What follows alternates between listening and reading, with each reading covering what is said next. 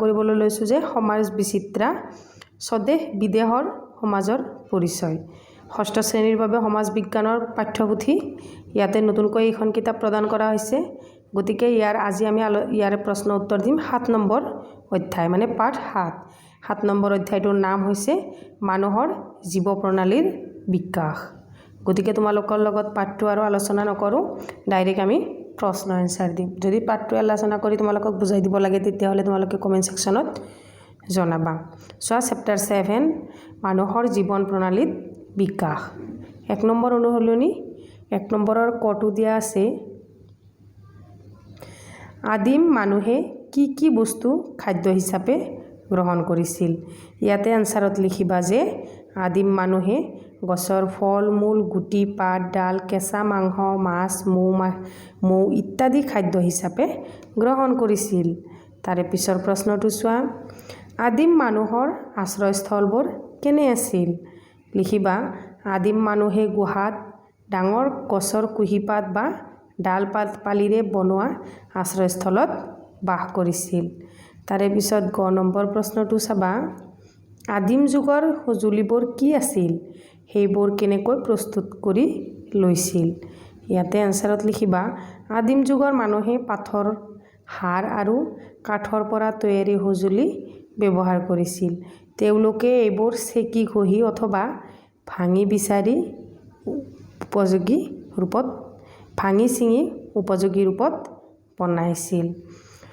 খ নম্বৰ প্ৰশ্নটোত চাবা কি দিছে যে জুইৰ আৱিষ্কাৰ কিদৰে হৈছিল। এইটো বৰ ইম্পৰ্টেণ্ট প্ৰশ্ন, মনত ৰাখিবা। জুইৰ আৱিষ্কাৰ সজীৱ কাষত পাহাৰীয়া দুটা পাথৰ ঘঁহি স্পাৰ্ক সৃষ্টি কৰি হৈছিল অথবা বিজুলীয় অগ্নিকাণ্ডৰ পৰা জুইৰ প্ৰচলন হৈছিল। তাৰে পিছত 2 নম্বৰ চমু টকাটো চোৱা আদিম মানুহৰ খাদ্যাভ্যাস চমু টকা লিখিব দিছে। চোৱা আদিম মানুহে প্ৰাকৃতিকভাৱে লাভ কৰা খাদ্য যেনে ফল মূল গুটি পাত কেঁচা মাছ মাংস খাইছিল। সময়ৰ সৈতে সঁজুলি ব্যৱহাৰ কৰি চিকাৰ কৰা আৰু জুইত ৰন্ধা খোৱাৰ অভ্যাস গঢ়ি উঠিছিল। তাৰে পিছৰটো চমু টকা হৈছে আদিম মানুহৰ আশ্ৰয়স্থল। লিখিবা আদিম মানুহে গছৰ তলত গুহাত অথবা পাতৰ জোপাৰ নিচেই তলত আশ্ৰয় ল'বলৈ ধৰিছিল। সময়ৰ পাছত তেওঁলোকে মাটিৰে ঘৰ বনাবলৈ শিকিছিল। আস্তে আস্তে ইহঁতে খোৱাৰ ধৰণো সলাই দিছিল আৰু থকা মেলাৰ ধৰণো সলাই দিছিল। আস্তে আস্তে জানা হৈছিল, হয়নে। চোৱা জুইৰ আৱিষ্কাৰে আদিম মানুহৰ জীৱনলৈ কিদৰে পৰিৱৰ্তন আনিছিল বহলাই লিখা। এইটো অলপ লং কুৱেশ্যন আকাৰত লিখিবা। চোৱা যে জুইৰ আৱিষ্কাৰে আদিম মানুহৰ জীৱনলৈ কিদৰে পৰিৱৰ্তন আনিছিল। উত্তৰত লিখিবা জুইৰ আৱিষ্কাৰে আদিম মানুহৰ জীৱনত এক ডাঙৰ পৰিৱৰ্তন আনিছিল। জুইৰ দ্বাৰা তেওঁলোকে খাদ্য ৰন্ধা জংলী জন্তুৰ পৰা আত্মৰক্ষা ঠাণ্ডাৰ পৰা ৰক্ষা আৰু পোহৰ লাভ কৰিছিল। লগতে জুইৰ সহায়ত ধাতু গলাই নতুন সঁজুলি প্ৰস্তুত কৰা সম্ভৱ হৈছিল। তাৰে পিছৰ অনুশীলনীটো চোৱা 2 নম্বৰ অনুশীলনীৰ 1 কটো চোৱা যে মানুহে পোহা প্ৰথম জন্তুবিধৰ নাম কি। এইটো মষ্ট ইম্পৰ্টেণ্ট কুৱেশ্যন যে মানুহে পোহা প্ৰথম জন্তুবিধ হৈছে কুকুৰ। তাৰে পিছৰ প্ৰশ্নটো চোৱা পশুপালনৰ যুগ কেনেকৈ আৰম্ভ হৈছিল। মানুহে খাদ্যৰ বাবে উত্তৰত লিখিবা যে মানুহে খাদ্যৰ বাবে জন্তু বধৰ লগতে কিছুমান জন্তু পোহা ধৰিলে ইয়াৰে আৰম্ভ হয় পশুপালন। তেওঁলোকে গৰু ছাগলী ভেড়া ইত্যাদি জন্তু পোহাবলৈ ধৰিছিল। তাৰে পিছত অনুশীলনী 3 নম্বৰটোত চোৱা দিয়া আছে। চোৱা 3 নম্বৰ অনুশীলনীটোত কি দিয়া আছে। 1 নম্বৰৰ ক প্ৰশ্নটোত দিয়া আছে আদিম মানুহে কেতিয়াৰ পৰা স্থায়ীভাৱে বসবাস কৰিবলৈ ল'লে। উত্তৰত লিখিবা যে কৃষিকাৰ্য আৰম্ভ হোৱাৰ পিছতে আদিম মানুহে খেতি কৰা ঠাইত স্থায়ীভাৱে বসবাস কৰিবলৈ আৰম্ভ কৰিছিল। তাৰে পিছত খ নম্বৰ প্ৰশ্নটো চোৱা বৰ্তমান সময়তো খাদ্য সংগ্ৰহ আৰু চিকাৰ কৰি জীৱন নিৰ্বাহ কৰা জনগোষ্ঠী এটাৰ নাম লিখা। এইটো হ'ল ইম্পৰ্টেণ্ট প্ৰশ্ন। এইটো হৈছে আমাৰ আন্দামান দ্বীপৰ জাৰৱা জনগোষ্ঠী এতিয়াও চিকাৰ আৰু খাদ্য সংগ্ৰহ কৰি জীৱন নিৰ্বাহ কৰে। তাৰে পিছৰ প্ৰশ্নটো চোৱা, গতিৰ আৰম্ভণি কিদৰে হৈছিল?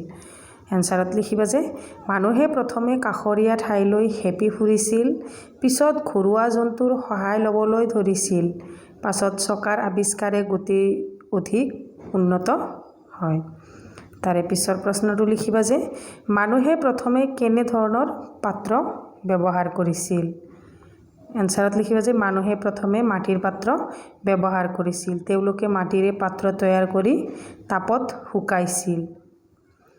9 নম্বৰ প্ৰশ্নটো লিখি চাবা, চকাৰ ব্যৱহাৰে আদিম মানুহৰ জীৱনত কেনে প্ৰভাৱ পেলাইছিল? এনচাৰত লিখিবা যে চকাৰ আৱিষ্কাৰে মানুহে ভাৰ সলনি কৰাত সুবিধা পাইছিল, ব্যৱসায় আৰু কৃষিকাৰ্য অধিক সহজ হৈছিল।